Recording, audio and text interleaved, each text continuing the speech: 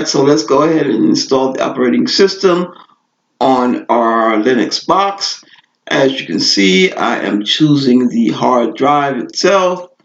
And once I choose the hard drive, I'm going to go ahead and click the begin installation feature also, which will take a few minutes. And once I click on that, it will in fact start to do the installation. Now, this whole process could take about maybe 10 minutes or so.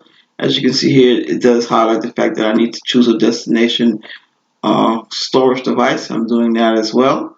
So once I click the option, it's going to save the configuration. And once it's finished saving the configuration, the installation will begin. It takes a few minutes. Sometimes it's not the quickest thing. That's why it's always good to have a lot of RAM installed in your virtual machine, so you don't have to worry about the system running out of you know uh, enough memory to run the actual operation. Alright, so here it is, begin installation. I'll click on that and the installation will start to run momentarily. Let's take a look here. And there it goes. You see there's a little blue line. It actually tells you which apps are being installed as well. So it shouldn't take too long. And also, if you notice here, I'm going to actually activate the password for the root account at this point. So the account is already there, but I just need to activate it. So I'll put in the root password twice. Once for the creation of the password, and then second to verify the new creation. And then once I finish with that, I'll go ahead and click the OK button once I choose the password. And I will in fact do it for both of the accounts. So I'm going to create another account called admin as well. So in case I don't feel like logging in with the root password, I'll have another account that will in fact have administrative rights and privileges. It's always a good idea to have more than one administrative account in case the other one gets locked out or some kind of damage gets done to the actual configuration file. You can still get into your workstation. So by the way, this is Fedora version 21 and it is the workstation version, but I can still run Linux commands on this particular operating system. So that's why I kind of like using it. So I'm going to go ahead and click OK on this and click done, and now it should take me to the next screen.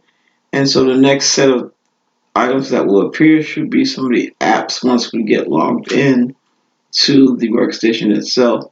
So once I go ahead and make sure my password is strong enough for the system, it will let you know that your password is too weak, and then it will not let you log into the system if it doesn't adhere to the standard password strength that is needed for the operating system.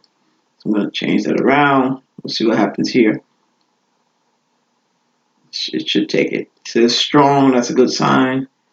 Just want to make sure the passwords are actually matching. You do have to type it twice. So let's see what we have here. Okay, give it a few minutes.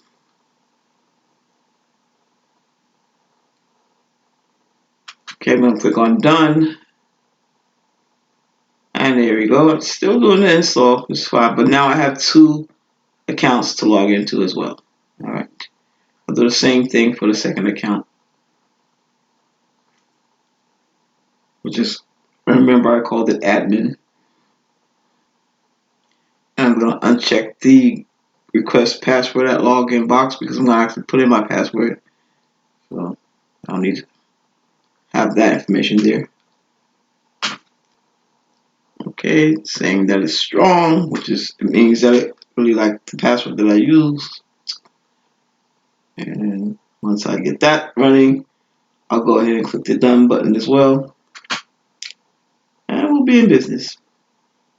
Okay, so that's all done. It's not quite finished with the installation. It's going to take a little longer. And when it's done, we'll definitely go ahead and log in and give it a swirl and test it out and see what appears once we log into And now it's finished. And so now if I click on activities, I should be able to see some of the apps up here. There it is, all the apps on my left side here. We'll click on that last square box there to see all of the solar applications. Actually, I'll double click it. Once I double click it, I should see some apps appear. Takes a few minutes. That's why it's important to have enough memory in your system so it'll be nice and fast. Should come up any minute with all the apps. There you go. And that's it.